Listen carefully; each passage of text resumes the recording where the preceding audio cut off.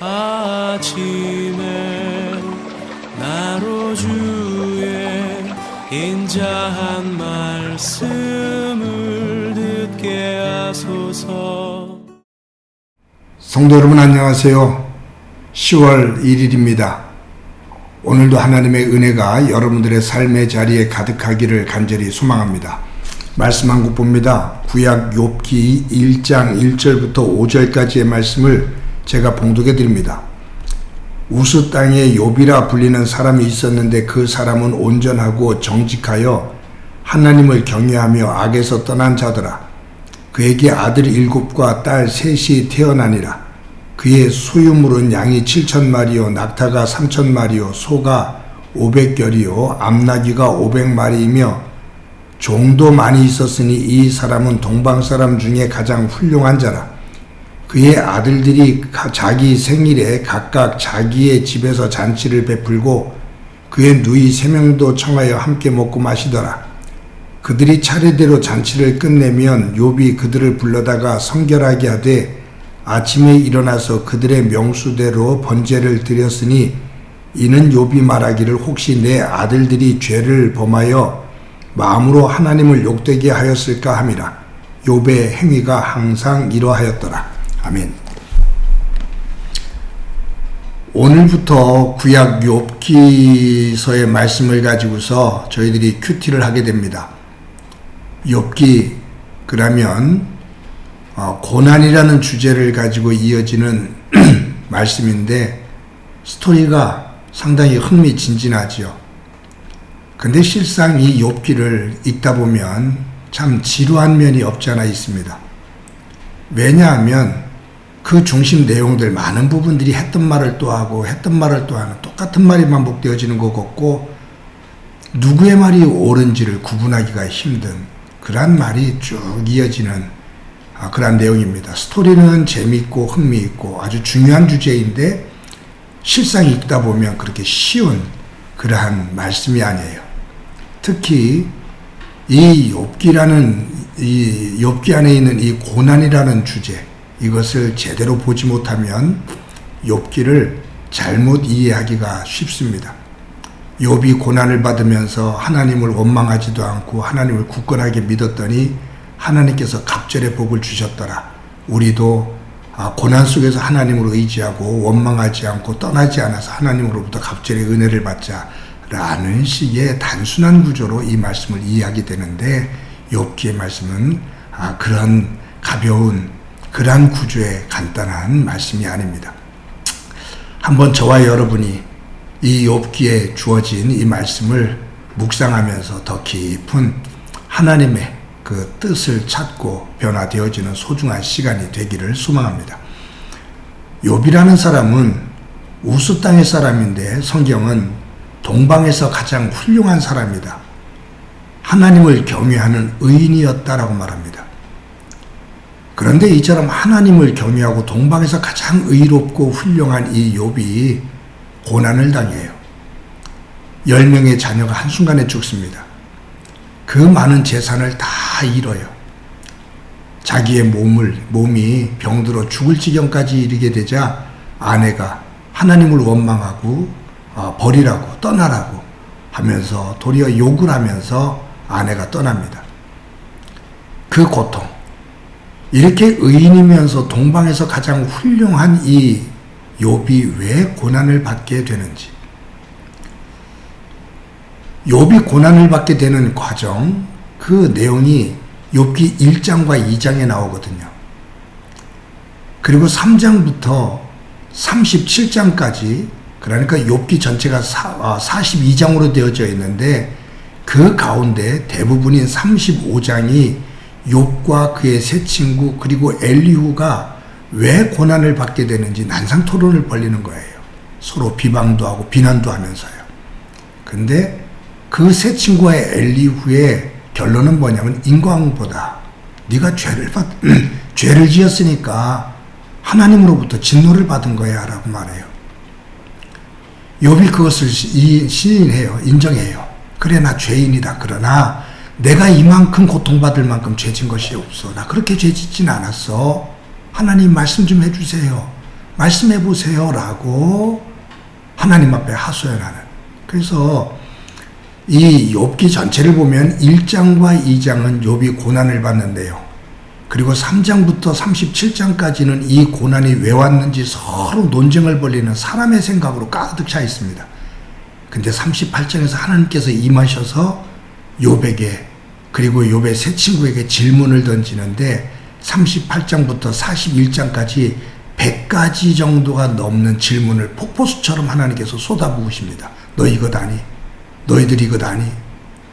그때 폭포수처럼 쏟아붓는 그 질문 앞에서 욥이 하나님 모릅니다. 무지한 생각을 가지고 하나님의 뜻을 규정한 어리석음을 용서하옵소서. 그러면서 내가 지금까지는 하나님에 대해서 듣기만 하였사옵더니 이제는 집정눈으로 배웁습니다. 라고 회개를 하게 됩니다. 나중에 그 세 친구와 엘리후도 하나님 앞에 자신들의 무지함을, 하나님의 뜻을 함부로 단정지었던 그 무지함을 회개할 때 하나님께서 그들을 용서하시고 욥에게 복의 길로 인도하셨다 그 말이에요. 그러니까 욥기는 1장부터 42장까지인데 결국 앞에 1장, 2장 고난의 내용, 그리고 그 고난에 대한 논쟁이 사람의 생각으로 가득 차 있는 35장, 그리고 그 이후에 하나님께서 던지시는 질문, 거기에 답변을 못하면서 우리가 잘못했구나 깨닫고 그 고난의 의미, 고난을 통해서 하나님께서 나에게 주시는 그 뜻이 무엇인지를 깨달은 다음에 하나님 앞에 무릎을 꿇고 용서를 구하며 그 이후에 주시는 하나님의 세계, 이것이 이제 욥기 전체 구조입니다. 우리가 이제 큐티를 통해서 조금씩 알아가게 될 것인데, 오늘은 1장 1절부터 5절까지 우리가 이 본문으로 읽었으니까 우리가 이 욥이라는 동방의 가장 훌륭한 하나님을 경외하는 의인인 이 욥, 하나님께서 인정하시는 이 욥이 어떤 삶을 살았는지 그의 삶을 한번 살펴보고 우리가 한 가지 그를 본받아가는 그러한 모습이 되기를 바랍니다. 무언가 하면 욥의 자녀들이 생일을 맞으면 가족들이 다 모여서 잔치를 한 거예요. 밤새도록.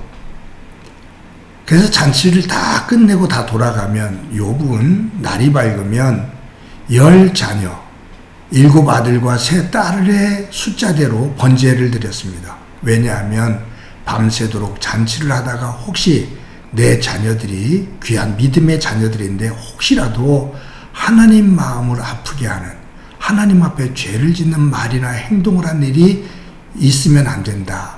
그것을 하나님 용서해 주십시오. 라고 생각을 하고 자녀들의 숫자에 따라서 10번의 번제를 드린 거예요. 참 대단한 사람이죠.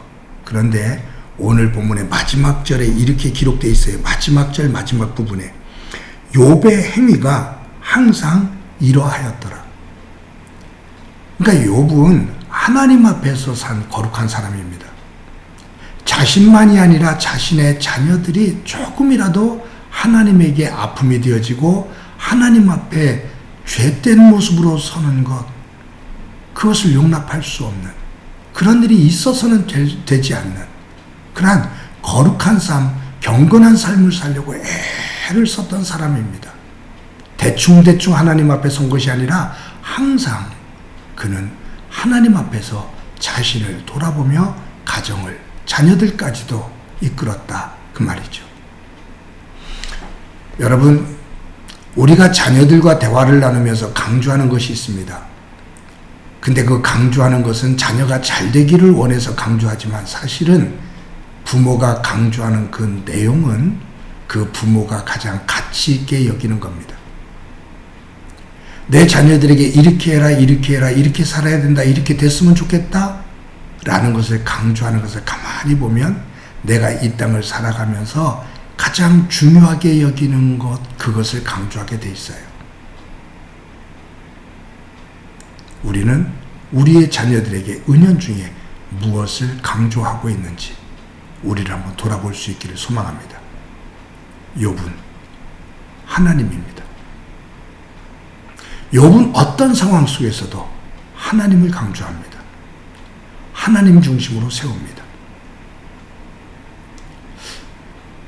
사랑하는 성도 여러분, 저와 여러분이 하나님으로부터 부름을 받아 하나님의 백성, 하나님의 자녀가 되었을진데, 하나님을 가장 소중한 분으로 나의 구주로 고백할진데, 우리의 자녀들에게 은혜원 중에 삶 속에서 하나님의 소중함, 하나님의 생명력, 믿음, 이 부분을 강조하며 강요가 아니라 삶 속에서 함께 나누며 하나님을 존중하게 여길 줄 아는 욥과 같은, 그의 가정과 같은 삶이 되어지기를 간절히 소망합니다. 한번 기도합니다. 하나님 감사합니다. 욥을 봅니다. 욥은 항상 그러한 삶을 살았다. 경건한 믿음 안에서 흔들림이 없는 삶을 살았다고, 자녀들까지 그처럼 세웠다고 성경은 말하고 있는데, 우리의 삶의 자리에서 나는 무엇을 강조하고 있는지, 우리의 자녀들에게 무엇을 바라고 있는지, 무엇을 자랑하는지 돌아보며 하나님 앞에 나와 우리의 가정을 세울 수 있는 은혜 허락해 주옵소서. 오늘도 주께서 함께 해주시리라 믿고 예수님의 이름으로 기도드립니다. 아멘.